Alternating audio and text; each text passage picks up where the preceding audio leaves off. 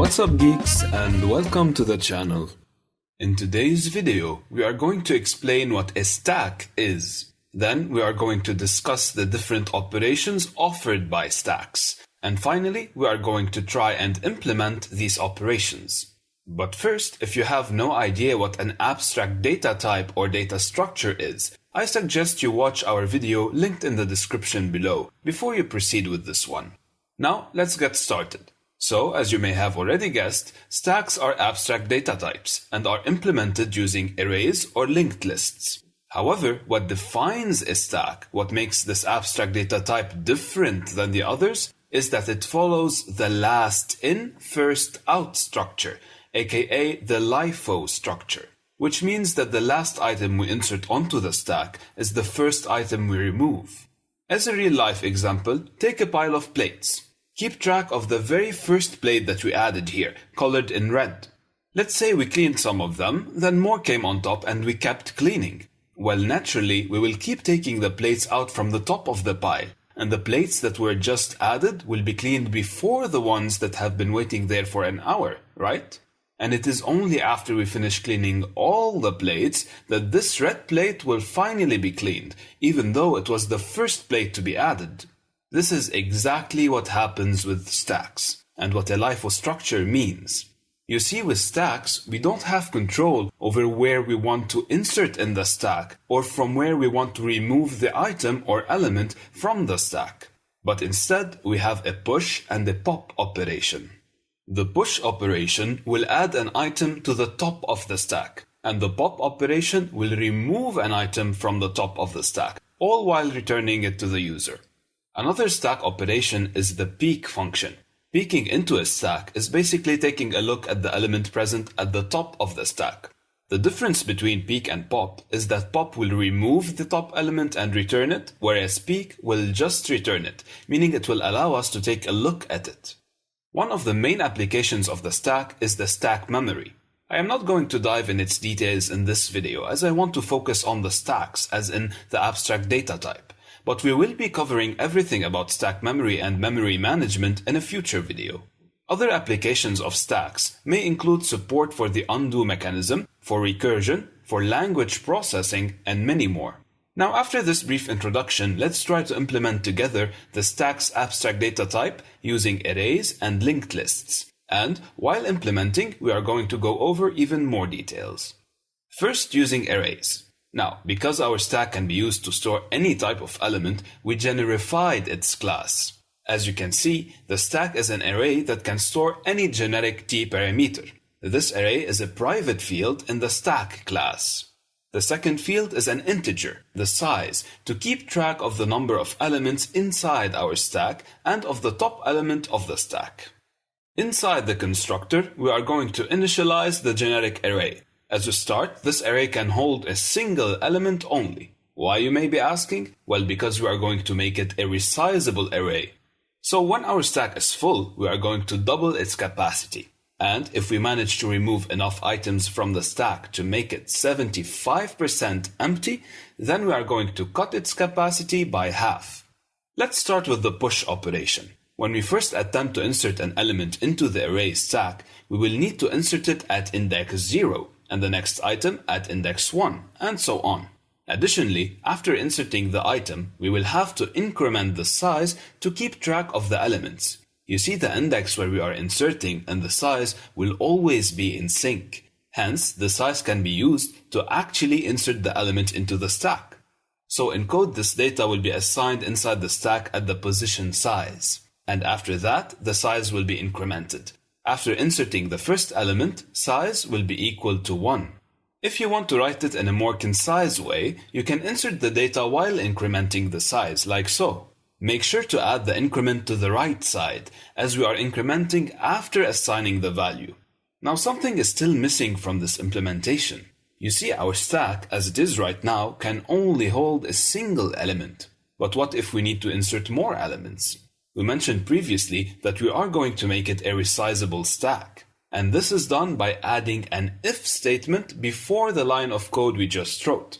In this statement, we check if the stack is full, or in other words, if the length of the stack is equal to the size. Then we have to resize. Here we are calling a method called resize, which we will be implementing in a second. This method takes an integer as a parameter. This integer is the new capacity of our stack. In our implementation, and as we previously mentioned, we will be doubling our stack's capacity, so the argument passed will be 2 times the current stack length. And that's it for the push method. Before starting with the pop operation, let's implement the resize method we just made use of in the push operation.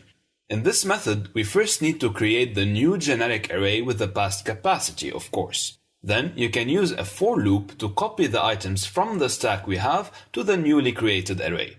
Or you can use the system.arrayCopy method, as you can see in front of you. And finally, we have to assign the stack we are using inside our class to be equal to the newly created stack. This way, the push, pop, and peek operations will now make use of this new stack we created instead of the old one. Now, if you prefer one-liners, these 3 lines can be simplified into a single one, like so. The stack we have can be assigned to the newly created one from inside the system.array call after the copying is done. Concerning the pop operation, as we mentioned, we have to remove and return the item at the top of the stack, or in our case, the end of the array.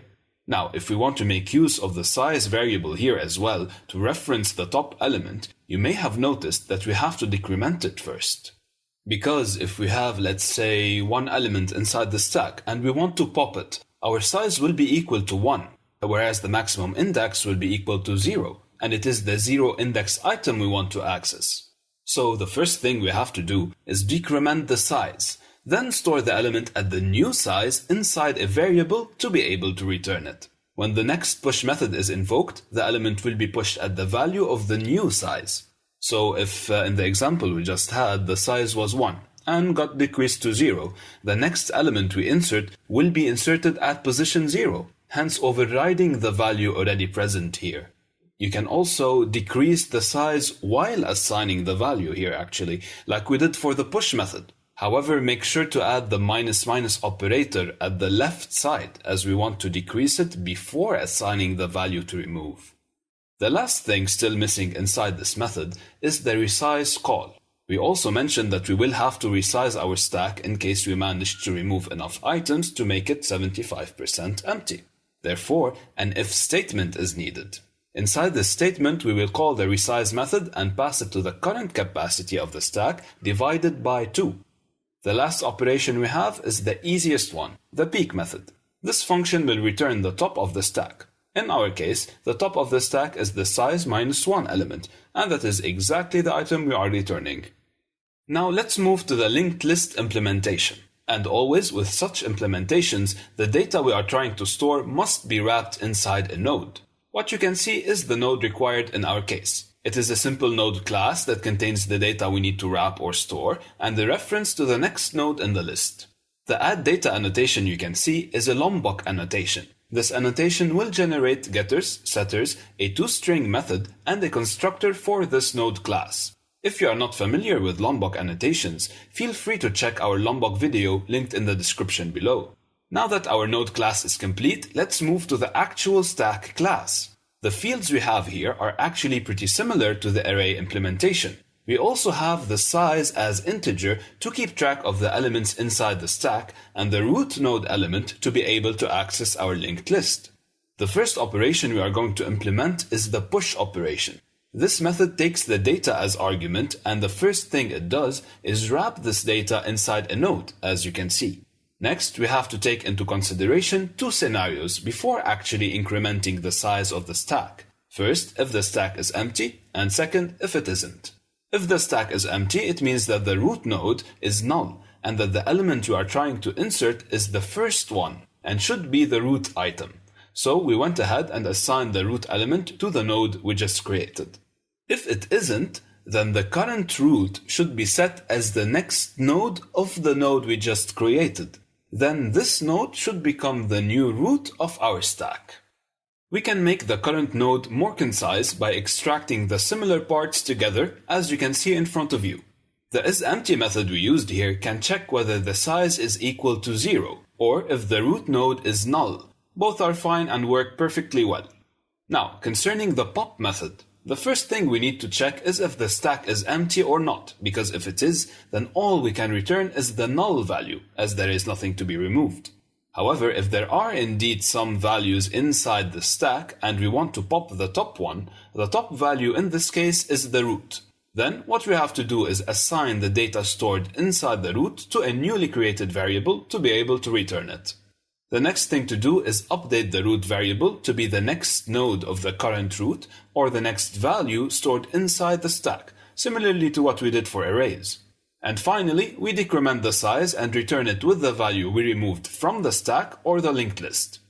The last operation is the peek method. It is also straightforward, but in this case we can't simply return the data stored inside the root node. We have to first make sure that the stack is not empty, because if that is the case, the root.getData call will throw a null pointer exception. So that's it for this video. I hope it was helpful. Thank you guys for watching, take care, and I will see you on the next one.